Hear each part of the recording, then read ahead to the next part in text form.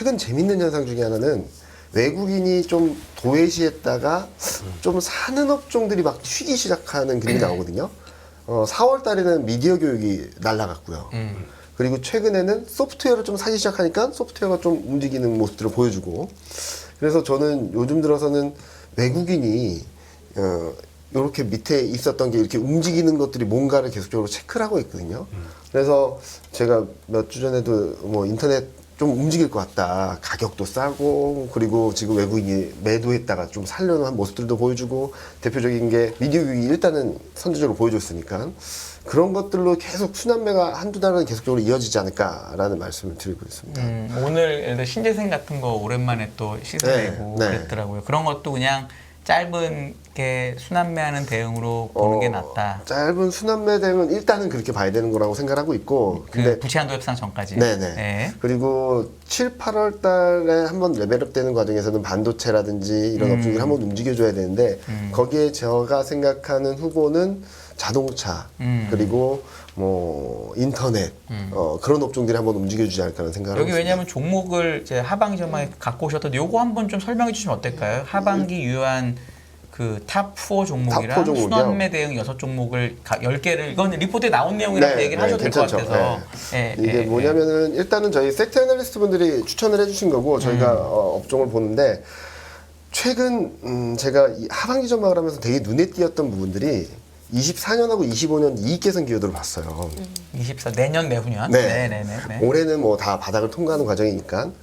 근데 올해 내년 그냥 압도적으로 좋은 업종은 반도체. 24년, 25년 2년 연속 계속 24, 25. 네네네. 이익 개선 기여도가 60%를 다 넘어요. 네. 반도체가.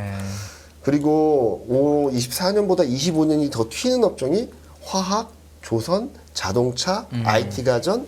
그러니까 반도체, 2차 전지, 전기차, 그리고 조선이 나오는 거예요. 저도 처음에는 조선을 그렇게 세게 보지는 않았는데 계속 이익단에서 계속 잡히고 있어서, 그리고 최근 주가도 좀 움직이고 있어서 저희 섹터널리스트 분하고 얘기를 했던 것들은 요 4개는 그냥 탑픽으로 그냥 끌고 가도 되지 않을까. 그러니까 사면서 비중 조절을 하더라도 얘는 내년 25년까지 꾸준히 이 내년까지 계속적으로 들고 가도 되는 업종들이다. 근데 업종은 팀장님이 정한 거잖아요. 네네. 거기서 이제 어떤 종목이 좋은지를 네. 업종 당단에 얘기했다는 거잖아요. 그럼 이 거죠. 업종을 정한 건 어떻게 정했다고 저희가 이해하면 될까요? 예를 들어 하고 뒤에 전기전자 쫙 있으니까. 네, 쭉 보면은 요 밑에는 섹터 애널리스트 분들이 전적으로 참여해 주신 거고요. 일단은 전기전자 같은 경우는 LG노텍이 최근 이익 개선이나 업황이나 되게 좋아지는 그림, 전장향 카메라 공급도 많아진다라고 해서 말씀을 드렸고, 신세계는 지금 점진적으로 올라가는 턴어라운드하는 그림이다라고 얘기를 하시고서, 그러니까 밑에 있는 6개 업종, 6개 종목은 지금 턴어라운드하는 그림들이 만들어진 업종이라고 보시면 될 것 같고, 제가 이 탑4를 섹터를 좀 추천을 드렸던 이유는 여기 집중하. 예, 좀 내려가서 보여드릴게요. 장수가 많아가지고. 거대한 자료를 어지럽죠. 네. 네, 근데 죄송합니다. 화면에 안 나오니까 화면은 지금 저희 4명이 아, 그런가요? 네. 저희는 뭐 위에 그런데요. 거, 위에 거. 자, 네. 요 그림인데요. 요 그림을 보시면은 파란색이 24년 영업이익 개선 기여도고요. 회색이 25년 영업이익 개선 기여도인데, 반도체, 화학, IT 가전, 조선, 자동차 요 딱 5개가 이렇게 딱 들어와 있어요. 그러면은 아까 보여드렸던 반도체, 화학, 그리고 자동차, 조선까지가 저희는 24년까지 좀 편하게 볼 수 있는 업종들이 아닐까라는 생각에서 탑4를 정한 거고요.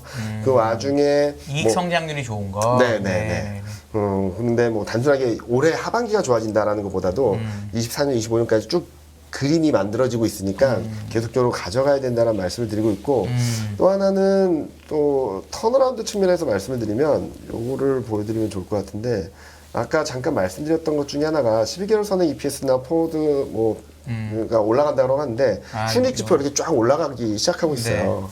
그래서 전월 대비 전분기 대비 변화율을 이렇게 쭉 봤더니 턴어라운드를 끌어가는 업종은 압도적으로 반도체고요. 그리고 운송, 호텔 레저, 뭐 그리고 화학, 조선, 뭐 자동차는 조금 둔화되고 있고, 건설, 뭐 이런 업종들이 나오고 있는데, 여기 빨간색으로 표시드린 그림이 실적 턴어라운드하고, 그 다음 페이지 보신 것처럼 상대적으로 가격 메리트가 있고 위에는 1분기 상대 수익률이고요. 밑에는 4월 상대 수익률인데 1분기 4월 전부 다 좀 상대적으로 싸고요. 그리고 덜 올랐고. 네, 덜 올랐고 네. 외국인이 3월 22일부터 순매수한 업종들을 좀 찾아봤어요. 그러니까 얘네들은 지금 실적 측면에서도 그리고 가격 메리트도 있고 외국인이 조금씩 모아가는 업종들이 아닌가라는 생각을 해서 앞서 보여드렸던 것들과 좀 매칭을 해서 좀 종목을 선택했다라고 봐주시면 될 것 같아요. 네. 그러니까 외국인 수급도 들어가 들어오고 있고 실적도 있고. 들어가 있고 네. 그리고 그동안 안 안 오른 오른 거를 모은 게 요 아까- 네 개다. 네, 네. 네. 그 아, 네 개 이거 업종이다. 좋다. 네, 네. 그래서 아까도 말씀드렸듯이 여기 보시면은 소프트웨어가 2022년 7월 이후 외국인이 18조 5천억을 넘게 샀는데 네. 2022년 7월 이후로 보면 소프트웨어가 꼴찌에서 2등이에요. 순매도가 우위인데 네. 3월 22일부터로 보면은 지금 상위 6위로 올라와 있고 미디어 교육도 매도 우위였던 게 3월 22일부터 사기 시작하면서 순매수로 전환하고 있고 이런 것들이 이제 계속적으로 좀 포착이 되고 있거든요. 그래서 지금 아직까지 못 오른 애들이 얘 4개 업종이니까 순환매 대응이든 아니면 올해 7, 8월까지 좀 레벨업 되는 과정에서든 얘네들이 한번 튀어오르는 그림들이 나오지 않을까라는 예상을 하고 있습니다. 그럼 예를 들어서 이 업종 네 개를 줬잖아요. 이경민 팀장께서. 삼성, 기아, HD 조선해야 또 네. 하나가 뭐였죠? 잠시만요. LG화. 알죠. 네. 이 업종 정해져 있잖아요. 종목 마음에 드십니까? 반도체 왜 하이닉스가 아니고 전자냐? 자동차 왜 현대차가 아니고 기아인 거냐? 뭐 이런 느낌. 뭐 화학은 왜 로켓이 아니고 LG화인지, 뭐 조선도 H 조선해양이 아니 뭐 이런 느낌. 삼중이 아닌지 마음에 드세요, 대표님? 저 무슨 청문회 나왔어요. 아니, 왜냐면 업종은 정했고 거기서 혹시 네, 이게 네. 혹시나 아유, 업종 업종도 마음에 안 치면. 드실 수 있잖아요. 그죠. 아니, 맞다 아유, 치면 업종 괜찮습니다. 좋은 네. 거 같고요. 괜찮으신가요? 네. 일단 요즘 그 많이 보고 있는 상황들인데 먼저 자동차 같은 경우는 그러니까 이제 자동차를 뭐 현대가 아니고 기아를 선택했다라는 것도 이제 물론 기아가 실적 성장성은 훨씬 더 뛰어나겠죠. 네 그런 쪽인데 트레이딩하는 사람들은 그거를 보면서 부품주를 매매를 하죠. 네. 그렇죠. 근데 안 좋았었으니까 부분적으로 상대적으로. 그렇죠. 그러니까 더 훨씬 더 저평가를 받았고 이게 움직이 나오면서 밸류를 더 그러니까 정상 밸류로 가기 위해서 나오는 변화. 그러니까 지금 이번에 보면은 만약에 화학 쪽을 본다고 하더라도 어떤 변화가 나냐면 저희가 보통 얘기할 때 애경 케미칼 이거 덩치를 합병을 했어요. 합병을 하는 회사인데도 밸류가 무슨 PBR 0.3배, 네, PR 뭐 3배 막 이렇게 움직이는 거 보면은 야 저거 좀 심했다라고 하는데 여기 뭐가 나오냐면은 고용량 실리콘 음극재 바인더가 상용화되는 얘기가 딱 나옵니다. 그거 가지고 2차 전지 모멘텀이 가세가 되다 보니까 그게 주가가 2.5배가 올라가잖아요. 그러면서 지금은 이제 PBR 한 배 쪽으로 이제 거의 다가왔어요. 그러다 보니까 내 저평가를 해소할 정도의 모멘텀이 갖춰주면 시장에서 이제 이 정도까지 됐는데 이게 앞으로 성장하는 거 이제 그건 이제 더 체크를 해야 되겠죠. 뭐 한 2025년부터 실리콘 음극재가 이제 적용되면서 나오는 변화를 보긴 하겠지만 지금 시장에서는 아 그동안에 저평가되는 모멘텀이 이만큼까지 왔구나라고 하더니 거기서부터 이제 무리 안 하려고 하는 현상이 나오죠. 그런 거랑 똑같이 자동차 부품주도 마찬가지니까 지금 요즘 오늘은 보니까 수소차 부품까지 이제 쭉 움직이더라고요. 이쪽은 오늘 신재생이 전체적으로 좀 세긴 했어요. CS윈드나 태용 이런 거 많이 가더라고요. 오늘. 그렇죠. 그러니까 그런 변화가 나오면서 근데 제가 보기에는 이쪽도 어떻게 보면 자동차 부품 쪽의 한 축이다 보니까 거기서 연결되는 것도 있어서 이것도 하나의 그런 움직임으로 갔다. 신재생만으로 간 게 아니다. 네. 자동차. 그것까지 오케이. 결부되다 네, 보니까 네, 네. 거기서 센 종목들이 무슨 홀딩스 쪽은 다 들어갔더라고요. 네. 자동차에 있는 홀딩스들. 그러니까 이런 것도 연결을 시켜서 보는데 그러니까 자동차 부품 쪽이 왜 중요하냐면은 그러니까 지금 시장에서는 그러니까 외국인들이 현대차 기아를 바라보는 시각은 그거 같아요. 테슬라를 추격할 때 과연 누가 적극적으로 추격할 수 있겠느냐라고 하는데 그걸 할 때 이제 유럽 브랜드 같은 경우는 고민하고 있잖아요. 지금 이게 가는 거 맞나? 내연기관 이거 저쪽 뭐 2030년 가게 되면 다 못하게 하는데 이거 가는 거 맞아 하고 회의를 보이고 있잖아요. 그러면 국가 차원에서 그렇게 나오기 시작하는데 업체들이 그게 따라갈까요? 일단 못하고 있고 미국 브랜드를 보려고 했더니 미국 브랜드는 한계가 있습니다. 배터리가 없어요. 뭘 하려고 하더라도 다 종속이 돼버려요. 그러니까 지금 이번에 현대차 같은 경우도 북미에 가서 진출을 하겠다라고 했었을 때 누굴 끌고 가냐면 같이 가자. SK군 조인트 벤처하고 LG 에너지 솔루션 지금 또 협약하고 있지 않습니까? 그러면 외국인들이 생각해서는 아 그래도 물론 이제 중국의 배터리 LFP에 대한 아직까지 현대차가 그걸 쓰고 있다 보니까 거기에 대한 시각은 있다고 하더라도 근데 북미 쪽으로 갔었을 때 어차피 이쪽으로 못 넘어온다라고 하게 되면 아 같이 가서 충분히 성과를 낼 수 있겠구나라고 보다 보니까 우리 점수를 더 준다고 봐야 되는 거죠. 그러니까 지금 나오는 제가 보기에는 현대차의 실적 갖고 움직이는 게 아니라 지금 해봐야 제네시스랑 내연기관차 SUV 그 큰 거 가지고 파는 거 가지고 이거 다 내연기관이거든요. 네. 그게 아니라 플러스 알파를 생각한다 그러면 외국인들은 그걸 봤다고 생각합니다. 그러면 자동차 부품 쪽에서 전기차가 커지다 보니까 전기차에 딱 접합하게 만들어간 현대 메타 플랜트라고 하는 그 엘라바마 공장 옆에 있는 그쪽에 진입하는 회사들이 더 밸류가 싼 것들은 올라가겠죠. 그게 지금 반영되는 과정이라고 생각합니다. 네. 그 지난주에 검색어 알려주셨던 그 회사인가요? 이제 아, 구글로 검색해서 구글로 이렇게 검색하면은 북미의 현대차 따라서 들어가는 부품업체 미국. 찾아봐라 하셨잖아요. 신한투자증권에서 리포트가 하나 나온 게 있습니다. 아 그렇습니까? 네, 거기서 보면은 그러니까 방송 들으셨네. 아닌가요? 뭐 왔다 갔다 해요. 네. 거기서 나왔던 것 중에 BMS 그리고 또뭐 전장 그리고 또 여기에서 그 공통 분모로 이렇게 딱 돼 있는 그 자료 화면이 있어요. 거기 들어간 거 이번에 다 올랐습니다. 그러니까 그게 시장이 바라본다는 얘기겠죠. 그럼 이미 오른 거예요? 아니면은 여전히 여력은 충분히 있다고 보시는 거예요? 그럼 이제 올랐는데 뭐 저점에서 한40% 올랐다라고 하는데 밸류를 한번 계산해 보게 되면, 그러니까 뭐 저야 뭐 아무것도 없으니까 이제 종목 얘기 막 할게요. 네. 서현이와 같은 경우도 이번에 뭐 테슬라에 뭐 들어가네 마네 하면서 들어가는 그 바디 부품 쪽에서 이거 필러 있지 않습니까? 그러니까 이게 뭐냐면은 문하고 지붕하고 사이에 이제 연결하는 걸 필러라고 하거든요. 그거 들어간다고 해서 한 3천억 규모라고 하는데 이거 솔직히 돈 안 됩니다. 그리고 서현이와는 원래 어떤 회사를 했냐면 내장재 쪽에서 내연기관 쪽에서 잘했는데 전기차는 내장재가 크게 바뀔 게 없어요. 거의 그대로 갑니다. 근데 거기서 이제 약간 좀 속도 제어나 이런 것들은 좀 바뀔 수가 있겠는데 내장재는 거의 비슷하니까 서현이와는 그대로 가겠다라고 하면서 거기 조지아 공장 쪽에 지금 똑같이 한 380억인가 해서 이제 공장 증설하고 있거든요. 네. 그걸 바라본 거죠. 그게 기반이 되다 보니까 거기서 나오는 변화가 테슬라 플러스 알파 돈 마진은 크게 안 된다고 하더라도 아 전기차 쪽으로 잘 가고 있구나. 이게 먹히다 보니까 좀 주가가 움직이는 것 같고. 근데 원래 그 전부터도 화신 같은 경우가 가장 또 그나마 좀 잘 변신하는 회사이기 때문에 움직이고 이런 스토리를 맞아가면 좀 낫지 않을까. 여기가 자동차는 그렇고 네. 그러면 이제 반도체하고 화학하고 조선 어우가 혹시 역시 어떠세요? 네. 이 중에서 혹시 마음에 안 마음에 드는 안 들어, 사람, 마음에 안 드는 거 있을 혹시 수도 뭐 하나 있어요. 있어요? 다 팀장 진짜 잘하셨습니다. 아, 다 네. 마음에 정말. 드는 예. 에이, 근데 이렇게 그래도- 너무 마음에 맞으면 이 네 개가 안 된다는 얘기예요. 뭔가 서로 마음에 안 맞아야 그게 주가가 되거든요. 저 오늘 되게 좋은 게 네. 오전이란다. 1교시 허재한 이사께서는 반도체를 조금 이렇게 네. 보고 좋게 보시니까 반도체가 논의할 거리가 생긴 거잖아요. 네. 그러니까 이게 희망이 있는데 만약에 두 분이 똑같이 봤으면 되게 그랬을 것 논란이 같아서. 없으면 주가가 안 오르잖아요. 그렇죠. 저는 일단 OECD 경기 선행지수가 턴하기 시작하는 거 이거는 긍정적으로 봅니다. 네. 그렇죠. 네. 그리고 반도체는 그냥 두말할 거 없이 제조업지표 G2가 다 턴하기 네. 시작한다. 그때는 그냥 돕니다. 그냥 공식적으로 외국인들이 아마 그때는 선물 삼성전자 하이닉스 다 살 거예요 아마. 네. 그렇게 나올 이미 겁니다. 외국인이 많이 샀어요. 많이 반도체 샀어요. 했는데. 네. 근데 최근에 약간 좀 팔고 있다 보니까 그치. 이게 긴가민가 막 그러는데 그쵸. 네, 보통 이럴 때 삽니다. 긴가민가 할 때 조금 더 사야죠. 한 10주라도. 근데 그게 확인되기 시작하게 되면은 근데 그게 뭐 무슨 2분기냐 3분기냐 3분 모릅니다. 네. 언젠간 돌겠게요. 바닥이면은 바닥이 있으면은 또 다시 턴해서 천정 가는 거 아닙니까? 사이클은. 그럼 그거 지표 확인하게 되면 계속 지켜보는 거죠. 그랬다가 만약에 난 돈 태워서 미리 사기 싫다. 그럼 그거 턴한 지표 본다. 그러면 그때는 그냥 같이 근데 거기서 외국인까지 같이 들어온다. 그냥 왕창 그때 사는 되는 거죠. 지금은 아니다. 지금은 애매하다. 애매한 거죠, 솔직히. 열주나 사라. 지금 그러면 된다. 10주 샀다가 네, 턴하기 시작한다. 그럼 내가 갖고 있는 게 100주를 모았어요. 네. 100주 또 사세요, 그냥. 그러면은 단가는 그렇게 큰 차이가 안 나는데 이게 불타기가 들어가는 거죠. 그러면 계좌가 확 돌았습니다. 그게 더 낫겠죠.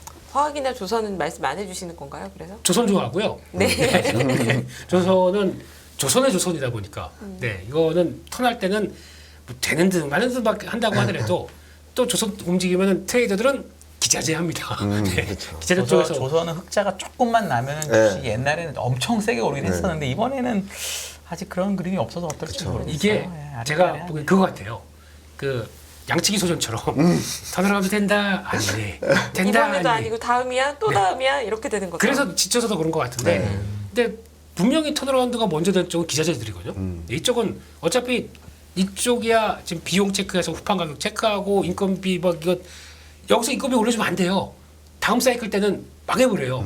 그러니까 수조 바닥 나올 때는 다 임금 올려줬는데 자기는 망하라는 얘기지 않습니까? 그럼 그 사이에 차라리 그냥 로봇이나 뭐 다른 걸로 나서 딱 대체를 하면 모르겠는데 조선이 또 그렇지가 못하잖아요.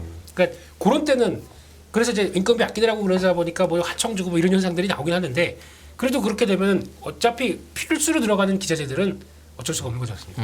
그러니까 뭐 그만 얘기할래요.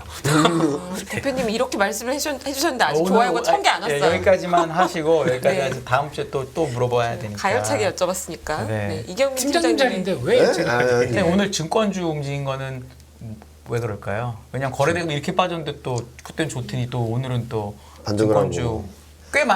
제가 보니까 금융주 중에 제일 많이 오른 것 네. 같던데요? 은행 보험보다도? 일단은 뭐예요 오늘 이거? 저는 아무도 모르겠는데. 저도 그러니까 요즘 흐름들을 보면은 종목이나 업종들이 이게 수급에 따라서 굉장히 급변을 하는 모습들을 보여주는 것 같아요. 아까도 말씀드렸지만 뭐 그 상황에서 조금이라도 싸고 조금이라도 좀 턴한다라는 그림이 나오면은 팡 튀어오르고 좀 더 올라가는 그림이 있고 그 안에서 일희일비하는 장세들이 좀 연출되고 있는 것이 아닌가라는 생각을 하고 있고요. 저도 세미나 다니면은 진짜로 반도체에 대한 뷰는 완전히 엇갈려요. 맞아요, 완전히. 네. 맞아요. 예. 그러니까 그게 코스피 자체 전망에 너무 큰 네, 맞아요. 변수인 것 맞아요. 같아요. 너무 큰데 하우스뷰에서. 맞아요, 네. 맞아요. 근데 저는 뭐 저희 섹터리스트도 턴어라운드에 대한 기대감을 충분히 있다라고 생각하는데 제가 오늘 들었던 것 중에 뭐 다들 많이 아시겠지만 어떤 친구가 게임 이론을 가지고 얘기를 하더라고요. 지금은 절대적으로 사는 사람이 안 사고 싶은 가격이 더 떨어지면 사야지, 가격이 더 떨어지면 사야지 하는 상황이라서 가격이 떨어질 수밖에 없다. 그런데 이게 어느 시점에서 바닥을 찍고 턴하는 시점에서 어떤 한 사람이 사기 시작하면 그러면 이제 파는 사람의 게임으로 되는 거다. 파는 사람이 나 가격 더 오르면 더 팔 거야. 그러면은 이제 사는 사람들이 이제 난리가 난다라는 거죠. 그래서 그 친구가 말했던 거는 생각보다 턴하면 좀 빠르게 올라올 수 있겠다. 지금은 아무도 안 사고 있는데 어느 시점이 되면 너도 나도 사야 되는 지금이라도 이 가격대에서는 무조건 사야 되는 10% 올라도 무조건 사야 되는 시장이 돼버릴 수 있어서 그런 것들을 생각해 볼 필요도 있다라는 얘기를 하더라고요. 그래서 나도 그럴 것 같은데 지금은 업황이 너무 안 좋은 것 같긴 해. 그랬더니 자기도 동의를 하는데 그 시점이 온다라는 것들이 어느 정도 러프하게라도 있으면은 지금부터는 모아가는 게 맞지. 지금 그렇기 때문에 팔아야 된다라는 논리는 너무 약한 것 같다라는 얘기를 하더라고요. 그래서 저희도 뭐 업황이 턴어라운드 시점이라든지 정확한 시점이라든지 강도라든지에 대한 퀘스천만큼 남아있다라고 생각하고 있어요. 근데 지금 방향성이 바뀐다라는 그림들이 나오게 된다면 저는 파는 것보다는 좀 조정 시 매수 전략, 그러니까 분할 매수한다, 뭐 아까 말씀하셨던 것처럼 모아 나간다라는 생각을 하시는 게 훨씬 더 유리한 투자 환경이 만들어지고 있다라고 생각하고 있습니다. 네. 지금 팀장님 제가 지금 아웃퍼폼, 언더퍼폼 이 PT 자료를 보고 있는데 네. 소매 업종이 1분기에 정말로 안 좋았고 네. 4월에도 안 좋았거든요. 네. 그리고 소매 업종이 물론 이익 개선이 많은지는 모르겠지만 네. 제가 알기로 밸류에이션은 정말 엄청나게 싼데 네. 이 4개 후보의 소매 업종이 빠진 이유는 혹시 뭘까요? 어, 혹시 정하신 거니까 직접 네. 4개를. 그 소매 업종을 보면은 소매 업종이 너무 다양한 것 같긴 해요. 그래서 저희가 플러스 알파 6에는 유통 그 신세계를 넣긴 했거든요. 그런데 전체적으로 소비가 좋아져서 턴어라운드 한다? 라고 말하기도 또 부담스럽고 그리고 면세점이나 이런 것들에 대한 플러스 요인이 있는 것들은 올라오긴 할 텐데 전체적인 소매 유통업종이 레벨업 된다라고 말하기는 좀 어려울 것 같다는 생각을 하는 거죠.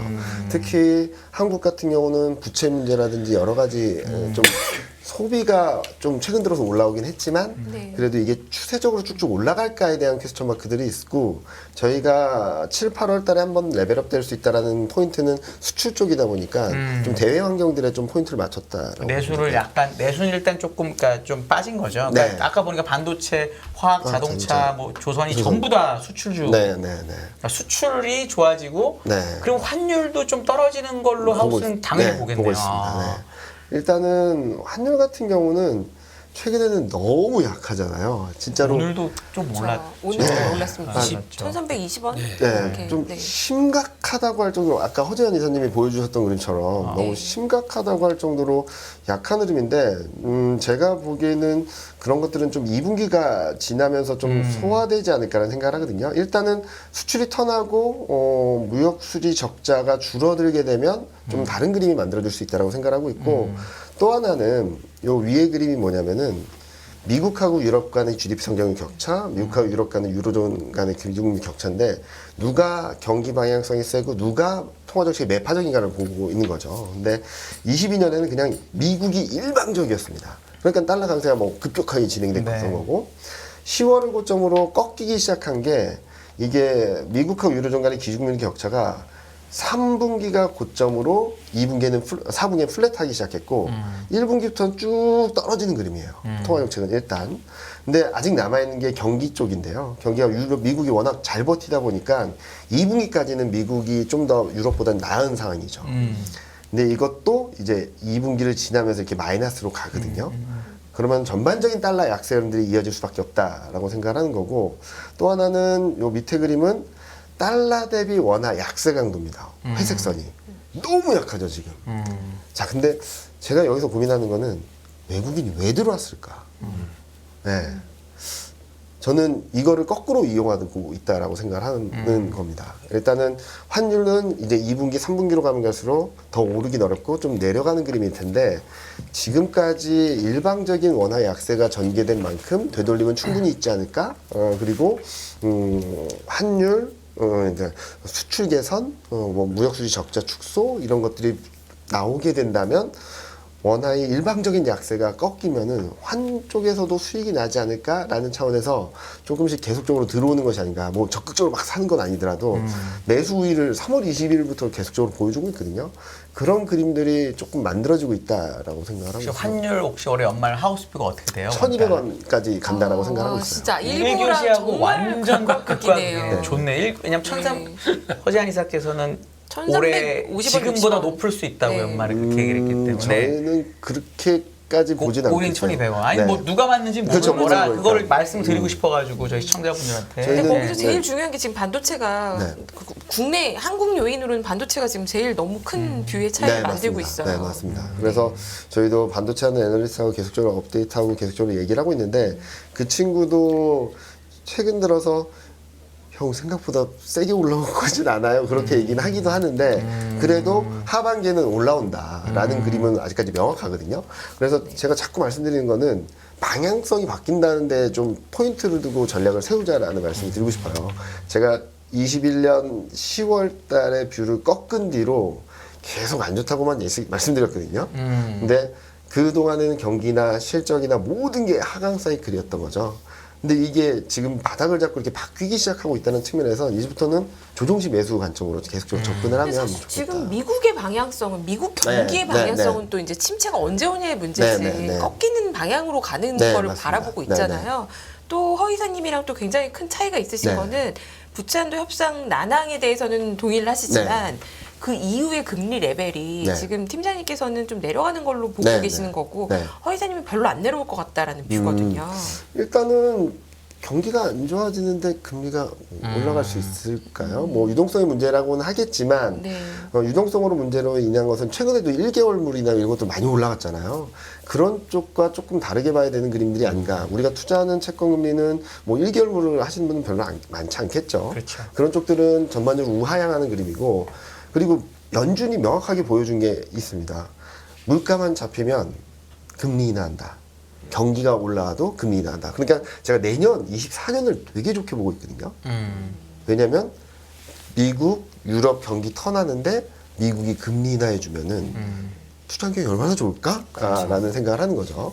그럼 금리 인하해주면은 거기에 따른 채권금리도 내려갈 거고 달러도 약해질 거고 그런 그림들이 만들어진 환경에서 신흥아시아, 신흥국은 얼마나 괜찮을까라는 생각을 하고 있어서 저는 올해는 경기 저점이 전부 다 다르기 때문에 중국은 22년 4분기, 한국은 23년 2분기, 유럽은 3분기, 미국은 4분기 아니면 1분기 뭐 이렇게 되고 있어서 삐그덕 되면서 그냥 꾸역꾸역 올라갈 것 같긴 해요. 그러다 한번 좀 수출이나 이거 플러스 되는 모습들을 보여주면 팡 튀는 그림이 나온다라고 보는데 내년에는 다들 비슷한 그림이거든요. 경기는 위쪽으로 가고 금리는 내려가고 달러는 내려가는 방향성들이 좀 더 명확해서 저는 올해 4분기가 좀 박스권으로 쉰다 하더라도 이때 적극적으로 더 투자를 해야 되는 시점이 도래할 수 있다라고 말씀을 드리고 있습니다.